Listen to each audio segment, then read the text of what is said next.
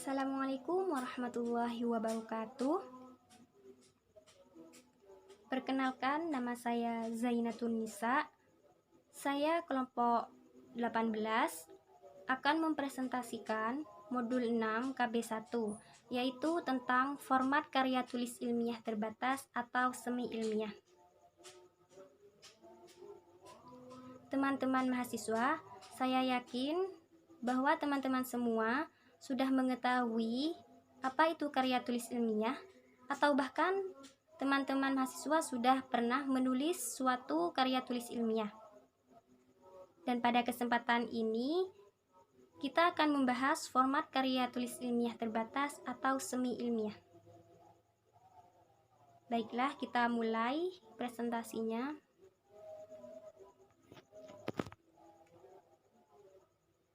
Kita mulai dengan A. Pengertian karya tulis ilmiah terbatas atau semi ilmiah. Karya tulis ilmiah terbatas atau semi ilmiah adalah karya tulis ilmiah yang dipublikasikan berdasarkan pendekatan metode ilmiah atau aplikasi dari metode ilmiah untuk pembaca tertentu, yang penyajiannya itu menggunakan format dasar yang terbatas serta tidak utuh, tetapi mengikuti formatnya, agar para pembaca dapat lebih mudah dan lebih sederhana dalam memahami hasil karya tulis ilmiah tersebut. Kemudian, contoh dari karya tulis ilmiah terbatas ini adalah seperti artikel di jurnal dan juga makalah ilmiah. Oke, next.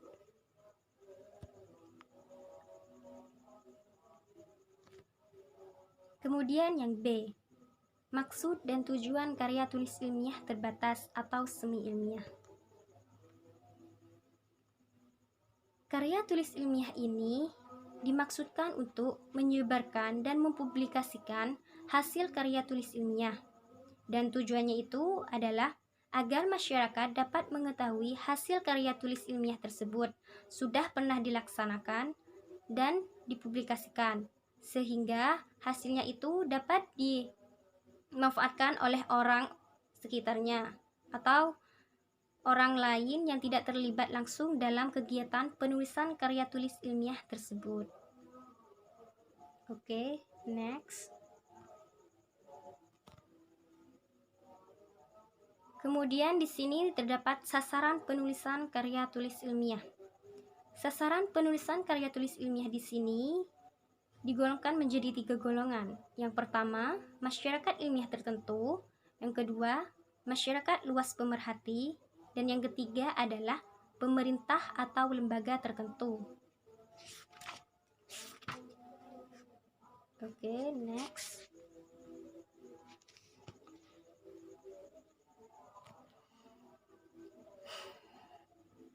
Yang C, fungsi karya tulis ilmiah terbatas atau semi ilmiah. Fungsi karya tulis ilmiah terbatas ini adalah menyebarkan hasil kajian ilmiah atau aplikasi dari metode ilmiah yang pernah dipublikasikan, sekaligus dapat menambah pengetahuan kelompok masyarakat ilmiah tertentu.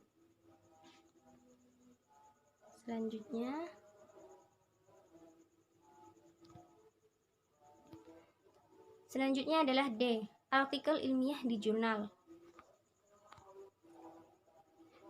Secara umum, jurnal adalah kumpulan tulisan artikel dari suatu karya tulis ilmiah tertentu yang mempunyai kesamaan tema. Jurnal juga merupakan suatu terbitan ilmiah tetap dan berkala, dengan interval waktu tertentu dan juga berkesinambungan, yang dikenal dengan periodikal, yang ditujukan untuk pembaca dan kalangan masyarakat ilmiah tertentu.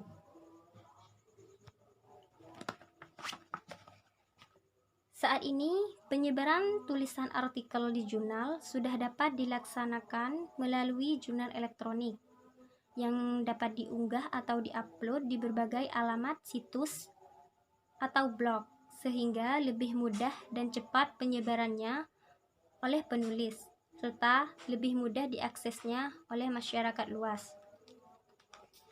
Oleh karena itu, beberapa institusi seperti pemerintah, lembaga penelitian dan juga perguruan tinggi sudah mensyaratkan agar setiap karya tulis ilmiah di jurnal harus sudah diunggah di situs atau blog, sehingga setiap orang dapat membacanya dan setiap orang dapat menilai hasilnya dengan lebih mudah. Kemudian, dalam menyusun suatu karya tulis ilmiah terbatas atau artikel ilmiah, bukanlah merupakan suatu pekerjaan yang mudah. Penulis harus menguasai hasil kajian ilmiahnya dan pemahaman kaidah-kaidah penulisan semi ilmiah dan juga persyaratannya. Dan penulis juga harus mampu menyajikannya dengan menggunakan format yang sudah baku. Karya tulis ilmiah terbatas atau semi ilmiah ini dapat disajikan dalam bentuk jurnal. Oke, next. Kemudian di sini ada kutipan.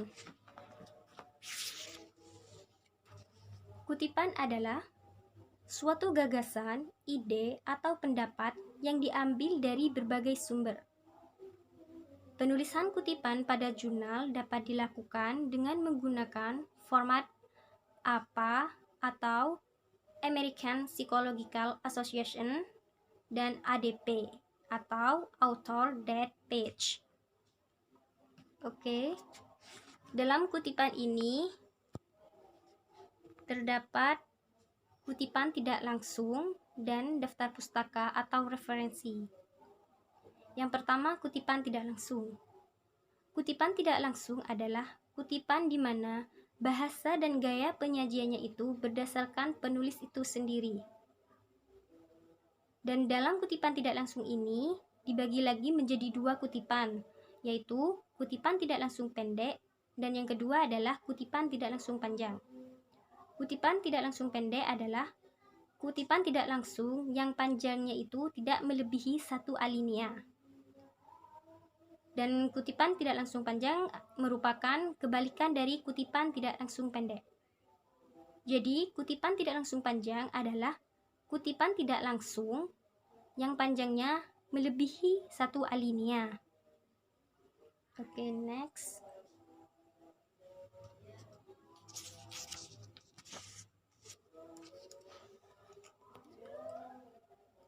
Yang kedua adalah daftar pustaka atau referensi. Pada daftar pustaka atau referensi ini, banyak orang-orang yang menganggap bahwa kedua kata ini memiliki arti yang sama, tetapi di sini kita dapat melihat perbedaan di antara keduanya. Yang pertama, daftar pustaka. Daftar pustaka adalah daftar semua bahan yang telah dikonsultasikan saat menulis suatu esai atau buku. Sedangkan referensi adalah hal-hal yang telah dirujuk dalam artikel atau buku. Oleh karena itu, penulisan daftar pustaka atau referensi tersebut tetap mengacu pada gaya penulisan format APA atau American Psychological Association dan format ADP yaitu Author Date Page. Kemudian, kumpulan dari referensi format AD atau apa dikenal dengan sebutan referensi, sedangkan kumpulan pustaka format ADP disebut dengan daftar pustaka. Oke, selanjutnya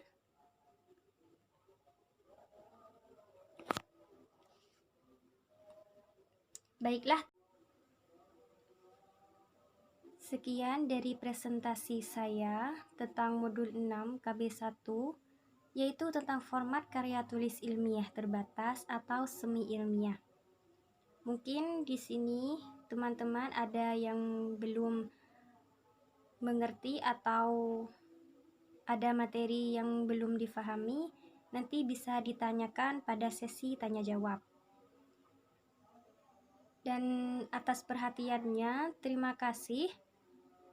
Dan juga saya minta maaf jika ada kata-kata yang salah pada pemaparan materi tadi.